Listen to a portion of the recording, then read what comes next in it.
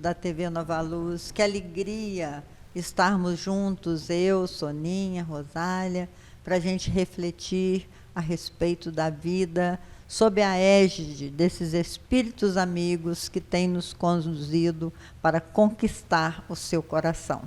A TV Nova Luz, criada para iluminar os nossos dias, está nesse projeto grandioso de se tornar um centro espírita virtual, onde quer que você se encontre, ou de manhã, ou à tarde, ou à noite, ou pela madrugada, você pode nos acessar e refletir conosco sobre os ensinamentos da vida. O nosso programa de hoje será sobre a libertação do sofrimento. Quem é que não quer se libertar do sofrimento? Baseado em Joana de Ângeles, no seu livro Plenitude. Vamos nos libertar dos nossos sofrimentos? Seria possível isso? Está entrando no ar o programa Viver e Transformar.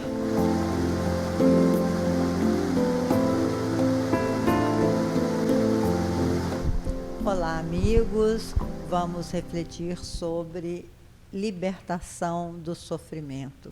O que é libertar? Vamos lá, Rosália, começar pela Rosália, que traz a música, sempre uma música intuitiva, que ilustra as nossas reflexões, né? Vamos lá. Olá a todos. A música que nós vamos tocar hoje é Ouvir o Coração, a Voz do Coração, de Maria Elza Tiscati.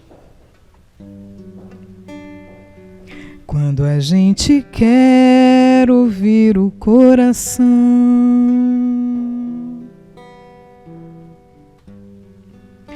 para descobrir a fonte do amor que vai nos fazer mais leves, mais fortes para crescer.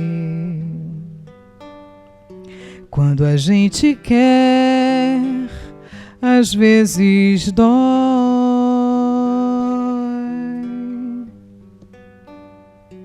É olhar para dentro, bem nos olhos,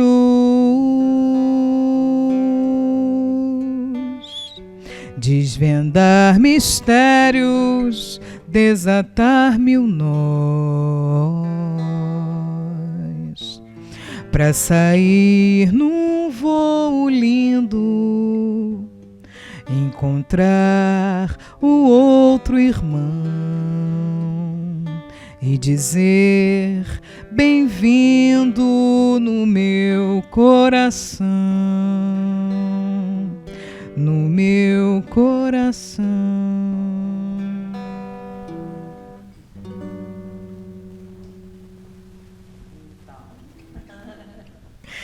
Acho que a Maria Elza, sempre inspirada, né? Sempre intuída assim dos, dos grandes companheiros espirituais. Um beijo, Maria Elza. Ela começa a música falando, né? Quando a gente quer ouvir o coração para descobrir essa fonte do amor que vai nos fazer mais leves, às vezes dói. Eu acho que o caminho para a gente realmente libertar do sofrimento é a gente conhecer as causas desse sofrimento, como a gente já tem conversado nos programas anteriores. É entender por que dói, é entender onde dói, é entender onde a gente está guardando, né? Então, um caminho bem generoso é esse ouvir o coração, ouvir realmente as nossas demandas, né? Nós temos conversado muito que os relacionamentos afetivos não vão modificar na nossa vida se a gente não entender o ciúme, o apego, que as relações profissionais não vão se modificar na nossa vida se a gente não entender a questão da competição, né? Se os problemas de saúde não vão melhorar na nossa vida se a gente não entender a raiz desses problemas de saúde, que são, em sua maioria, questões emocionais, né? Então, os caminhos para a libertação do sofrimento, eu acredito que o primeiro seja realmente entender que sofrimento é esse. A gente só vai conseguir encarar se a gente conhecer.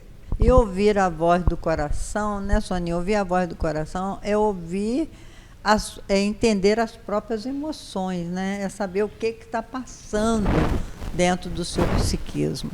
Fala um pouquinho para nós, Soninha. Infelizmente, né, isso é muito dolorido às vezes, né? Então, muitas vezes as pessoas, a gente fala, você fez uma pergunta no início, que é óbvio, né? Quem não quer se libertar do sofrimento? Sim. Se a gente parar para pensar, tem muita gente que vê no sofrimento uma defesa da vida. Defesa do sofrimento. Então, se prende num sofrimento para não sofrer. Interessante. Isso é verdade. E tá até para fazer chantagem também, para né? fazer Existe chantagem. muito sofrimento que é chantagem, né? Porque cai num processo de vitimização, porque aprendeu. Muitas vezes o bebezinho, desde pequeno, ele aprende que se ele chorar, ele consegue. Aí a gente cresce e acha que se chorar vai conseguir. Só que muitas vezes a gente sofre porque não adianta chorar, porque o outro não vai te dar se ele não quiser, se ele não puder. Né? Então a gente fica preso no sofrimento. A Joana, nesse livro Plenitude que nós estamos encerrando hoje, né, ela fala que todo sofrimento está ligado ao processo espiritual. Porque a gente precisa saber e conhecendo a gente precisa modificar. Porque não basta conhecer, você tem que modificar, você tem que se reformar. É a reforma íntima. Você tem que transformar o seu sentimento, as suas emoções, o seu caráter. Né? É isso mesmo, meus irmãos. Existe, Joana fala muito bem sobre isso, uma diferença entre dor e sofrimento. Dor, nós estamos num mundo de expiações e provas, todos nós vamos passar pela dor. Porque a dor, até uma planta, uma roseira, quando vai florir mais, a gente tem que dar uma poda, né? O cabelo da gente, para crescer mais forte, a gente tem que, muitas vezes, cortar, tirar os excessos e tal. Então, esse processo de cortar, né, é a dor. A dor existe. Ela se baseia até em Buda, faz um estudo ali sobre Buda, que Buda, quando trouxe as 4 nobres verdades, ele constatou que a dor existe para todo mundo, não importa a classe social, não adianta você ter dinheiro, você ter inteligência, não adianta. No mundo, a dor existe, a dor faz parte da nossa caminhada. E ele diz, qual é a causa da dor? Tem uma raiz, né? A dor, ela existe porque nós somos ignorantes e pela nossa ignorância a gente escolhe errado. Quando você escolhe um caminho distanciado das leis de Deus, você convida a dor para a sua vida. Que a dor é um momento que te faz refletir. Você veja bem, tem gente que não tem febre e fala assim, mas eu nunca tive febre. Ruim, porque a febre avisa que o seu organismo está com infecção. Sim. E que precisa ser tratada. Então, assim é a dor, tem a raiz da dor. E essa raiz, segundo o Buda, se não estiver na vida presente, ela veio de vidas passadas, que tem algumas dores que você vai passar, que é até genética, né? Filho de diabético, às vezes, traz o processo da diabetes, etc., etc., né? E Buda propõe o caminho de vencer a dor. E esse caminho ele escreve os seus 8 passos de iluminação, se auto-iluminar. Nós estamos falando de Buda porque Joana cita Buda no seu texto. Então a dor existe, mas o sofrimento pode ser opcional. Você pode diminuir o seu sofrimento, maximizar o seu sofrimento ou até nem sofrer, né? Diante da dor. Eu me lembro, a minha irmã me chocava muito, porque quando alguém morria, todo mundo chorando, ela não derramava uma lágrima. Aí eu falava assim com ela, mas Silene, mas por que você não consegue chorar? Eu falava, não estou sentindo dor nenhuma. Ela entendia de tal sorte a morte, para ela aquilo era uma coisa tão natural, porque eu acho que ela já evoluiu nesse nível, né, que ela não se abalava, falava, não, ele se libertou, ele está ótimo e não sei o quê. Então, é isso, meus irmãos, o sofrimento é opcional. Aí, isso é que nós vamos discutir agora, como que Joana nos coloca diante dá oportunidade de sofrer menos, fazer esse sofrimento se tornar menor. Ela fala de uma expressão, a resignação ativa, né? Ela utiliza muito isso no capítulo. E é isso, né? É exatamente o que você colocou, né? A necessidade da dor para o nosso caminho evolutivo, né? Buda traz essas informações, os Vedas antes de Buda trouxeram os Krishnas, várias denominações religiosas, mas, na verdade, espíritos que realmente já estavam com esse entendimento, né? Eu lembro de uma passagem do Buda, onde ele está meditando num local com algumas pessoas que meditavam e se afastavam totalmente da sociedade. E ele ficou olhando aquelas pessoas com as barbas grandes, cabelos grandes, muito magrinhos, né, comendo o sol que estava ao redor deles, não saíam, não interagiam com as pessoas, não falavam. E aí ele olhou e falou, poxa, eu não quero desse jeito. Não quero viver como esses homens, eu quero estar em contato com as pessoas. Porque ele já entendia essa necessidade, né, de você realmente passar por determinadas situações para você aprender. Infelizmente, nem todas as situações vão ser felizes. Aí está a necessidade da dor, né? Buda já falava anteriormente, Leon Denis reforçou, né, que a dor é necessária e o sofrimento ele é opcional, mas é opcional nesse sentido, não é assim, ó, vou sofrer aqui, não vou sofrer. Não é consciente, é bom a gente deixar isso, né, bem, bem claro, não é consciente também, né? Eu acho que quando a gente está sentindo muito lá imerso, que a gente pensa, caramba, estou sofrendo muito por isso. O complicado é como é que você vai sofrer, ou seja, exatamente, como é que você vai passar pelo sofrimento. Né, nessa dor, porque você pode escolher ficar ali, sempre comigo, e repetindo isso para si mesmo, ou então você pode dizer, não, já que eu estou aqui sofrendo, a gente brinca, né? Se você tem um limão, faz uma limonada, aí tem gente que faz uma torta de limão, né? Cada um vai fazendo o que consegue. E a Joana fala muito disso, né, do autodescobrimento, do autoconhecimento. Ela fala da vivência evangélica, né, de você seguir os passos que Jesus trouxe para a gente no Sermão da Montanha, né, das bem-aventuranças, lá do Sermão da Montanha, da montanha, lá do Sermão do Monte. E aí ela fala disso, né, dessa vivência evangélica, de você seguir, se autodescobrir, entrar em oração, acreditar, né?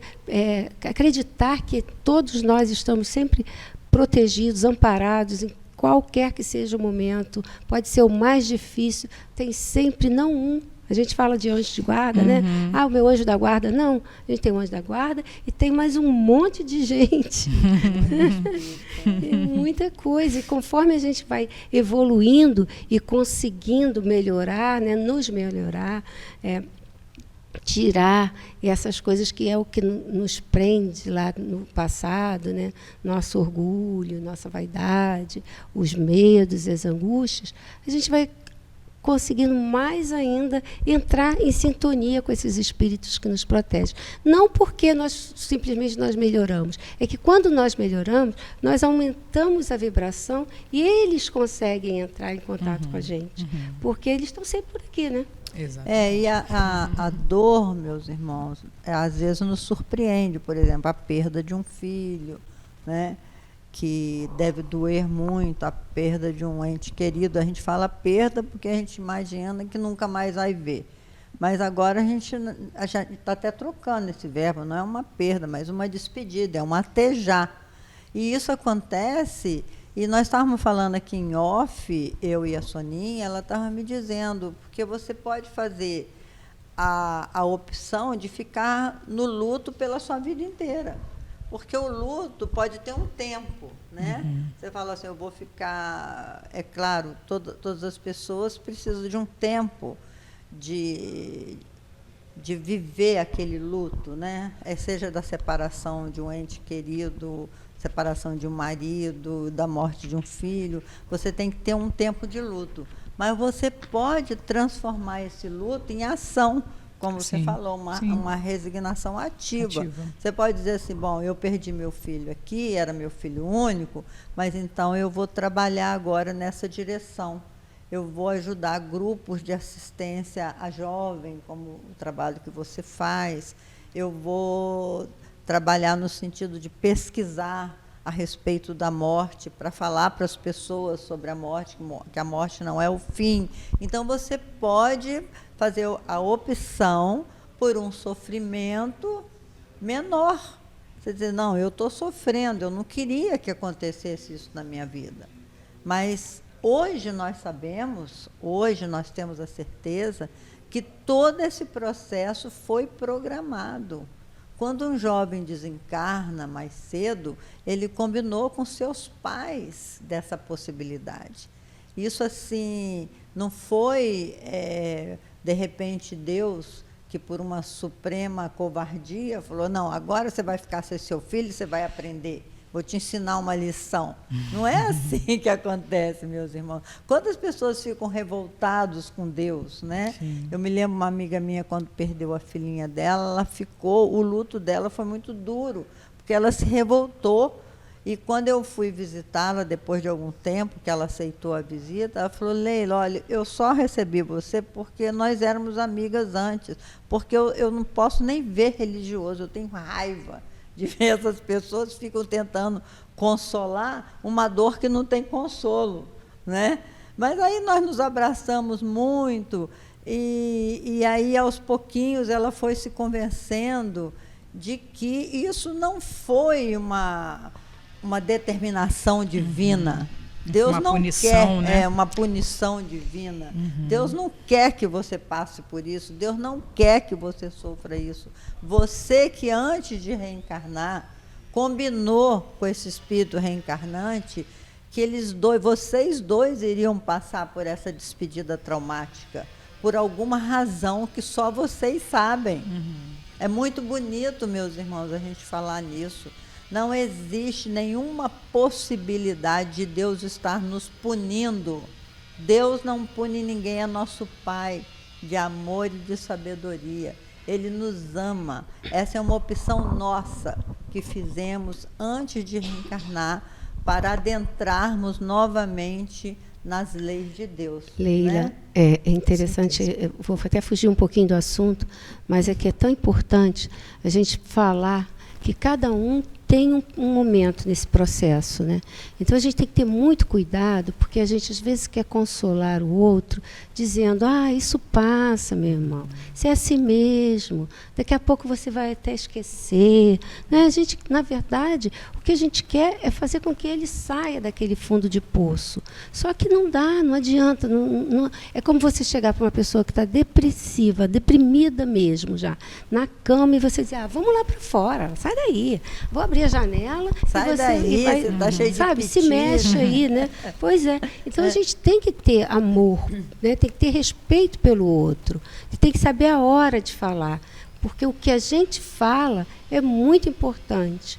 Então, a gente tem que embrulhar para presente, né? Tem certas coisas, e o consolo a uma pessoa que perdeu seu filho, seu pai, seu companheiro, enfim, um amigo que seja, até mesmo trabalho, né? A gente tem que saber embrulhar para presente. Então, porque senão você está aumentando o sofrimento. Né? E a revolta raiva, né? da pessoa. Revolta, da e raiva. até você corta ali a possibilidade de ajudar, porque a pessoa não quer mais saber de você. Às vezes é melhor nem falar nada, só abraçar, dizer, fulano, eu te amo, me deixa chorar aqui junto, né? Vamos chorar junto aqui. Esse luto, porque é um luto, né? Mesmo quando, eu me lembro uma vez, a minha amiga, o marido dela arrumou uma outra, eles tinham muitos anos de casado, tinham muitos bens, e ela descobriu a famosa, entre aspas, traição. E a gente viajou junto, e toda noite ela só queria beber e chorar. Eu falei, nós vamos sair daqui com problema no fígado, nós vamos sair daqui com problema no fígado e a situação não vai mudar, né? Vamos falar a respeito. Toda a sua raiva pode jogar em cima de mim, pode gritar, espernear. Vamos falar sobre toda essa raiva, toda essa sua indignação e vamos entender que isso foi pedido, de alguma forma vocês combinaram. É claro que poderia ter um outro caminho, né? Mas o caminho que deu foi esse. Então, vamos tratar de falar de perdão, falar de outras coisas. Isso é uma mudar coisa o também rumo. muito interessante, né? Poderia ter outro caminho, porque senão Sim. a gente fica pensando que eu sei que Que é você não está tudo falando isso, mas tudo predestinado, predestinado, a traição já estava lá preparada, Não aquela tava, não, pessoa veio para tirar o meu marido. Não, não é assim. Né? Tudo é uma questão de livre-arbítrio também. Sim. Sim. Né? Algumas coisas estão ali preparadas, mas você pode ter outro caminho. A pessoa pode desistir da outra pessoa, né? E não vou porque eu estou aqui com essa pessoa. E muitas vezes, é engraçado isso que eu estou pensando agora, né? Você fala assim, porque o que aconteceu com a sua amiga? O marido optou para ficar com a terceira pessoa. Mas ele podia ter optado a ficar com ela. E quem disse que não era esse o combinado? Quem disse que não era esse o combinado? Vai aparecer alguém entre nós novamente, porque isso quase sempre é uma repetição do passado para você reparar, né? Porque é como a gente vem falando, a gente tem que reparar aquilo que fez no passado. Então, vai aparecer alguém entre nós novamente, só que dessa vez nós vamos ficar juntos. O nosso amor vai ser maior. Né? E aí, pronto, não repete, faliu de novo, né? faliu outra vez. Mas a maioria de nós repete os mesmos equívocos do passado. Isso quem fala não sou eu. É André Luiz que fala. A maioria de nós vem Mas que a gente ainda está aqui, né, Leila? Exatamente. Diante dos estímulos que vêm, a gente repete os mesmos equívocos do passado. Então, a gente fica lamentando essa perda a vida toda. Hoje em dia tem um ditado muito bonito que fala: a fila anda, cara. Né? Se não deu certo aqui, vai dar certo mais para frente, não pode esmorecer. E essa dor, claro, que não sai de uma hora para outra. A pessoa fica com aquela mágoa, né? E é preciso trabalhar isso também. Trabalhar essa mágoa. Aí volta ao início do programa, a tal da libertação do sofrimento. Mas ele me traiu, agora eu tenho que me vingar. Puxando, né? Eu tenho um amigo que ele trabalha com várias técnicas meditativas, ele é espírita, o Sandro Neves. Ele, uma vez, deu um curso para nós de mindfulness, né, na atenção plena, meditação de atenção plena. Ele falou o seguinte: quando a gente fica muito preso ao passado, a gente repete. Quando a gente está muito ligado ao presente, a gente repara. Então, eu acho que é essa a verdadeira questão, né? Ainda que tenhamos combinado de passar pela situação, o que está importando naquele momento é como o casal está se relacionando, se está se respeitando, porque aí a gente realmente está reparando. Uma terceira está sendo um encontro de reparação. É separar, mas separar entendendo as que pessoas falam, você se apaixonou por outro. Porque a libertação... Ele comeu a carne, tem que roer o osso. Porque eu acho que a libertação do sofrimento, ela está, acho não, tenho certeza, ela está no presente. É verdade. E no presente é que a gente vai conseguir reparar. Porque se a gente ficar pensando muito nas coisas que a gente podia ter feito, em quem a gente magoou, enfim, no que a gente exagerou na comida ou na bebida, a gente está no passado. É culpa dos Exatamente. filhos. E a gente vai acabar repetindo porque a gente está trazendo esse passado para o agora. Né? A Joana diz, tem que ser a transformação. Sim. Transformação moral, a transformação do que eu era para o que eu sou agora. Então, se você continua agindo da mesma forma que agiu no passado, você vai... Aquela coisa, se você faz sempre a mesma coisa, vai ter o mesmo resultado. É verdade. Exatamente. Repete. Repete. A minha irmã escreveu um livro, a Dalva Silva Souza escreveu um livro chamado Nos Caminhos do Amor. O livro dela assim, é muito lido, onde ela fala nessas matrizes que você tem. Você tem matrizes, assim, crenças tão fixadas que você repete. Então, se você terminou um casamento por conta dessas matrizes, você sai para um novo casamento, repete as mesmas matrizes. Na mesma vida, não precisa voltar. Na mesma vida. Repete a mesma coisa, com as mesmas dificuldades, porque você continua o mesmo. Então, todos esses... erros, entre aspas, que nós cometemos, todos esses equívocos, tem que ter um único objetivo, é fazer você repensar as suas ações, repensar os seus hábitos, repensar suas escolhas, porque senão você vai fazer tudo igual novamente com uma nova pessoa, né? A nova pessoa, para você que já é o homem velho ainda, entre aspas, vai continuar a mesma coisa, você vai ter os mesmos desafios com esse novo parceiro ou nova parceira, vocês estão entendendo? Então, assim, não deu certo numa primeira relação, você vai sair para uma nova, claro, mas primeiro gasta um tempo, faça uma quarentena. Minha outra filha, Ângela, escreveu um livro chamado Quarentena Amorosa. Faça um tempo nessa quarentena para você rever os equívocos que você cometeu, não o que o outro cometeu. Que é muito fácil dizer, eu separei porque ele era bandido, ele era isso, ele era aquilo, ou ela era isso, era aquilo, mas a pessoa não tem coragem para olhar para si mesmo e dizer assim, não, eu tive responsabilidade nesse processo. Então, eu tenho que mudar a mim mesma primeiro, curar a minha alma para recomeçar com outro parceiro, que aí realmente vai ser diferente. Exatamente. Né? Vai ser uma reparação, não uma repetição. Não uma repetição. Então, ante o sofrimento, assim, a libertação do sofrimento depende muito da sua escolha. Isso é que é bonito a gente dizer, né, Soninha? É preciso você escolher melhor. Depende muito da sua escolha a libertação do sofrimento. Isso é ouvir a voz do coração. Isso é ouvir a voz do coração.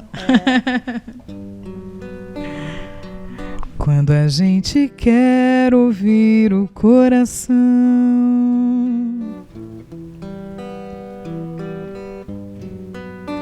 para descobrir a fonte do amor que vai nos fazer mais leves, mais fortes para crescer. Quando a gente quer, às vezes dói.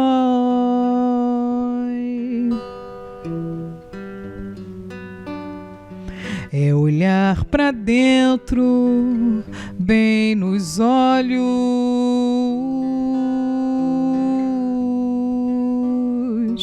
desvendar mistérios, desatar mil nós, para sair num voo lindo, encontrar o outro irmão e dizer bem-vindo no meu coração, no meu coração.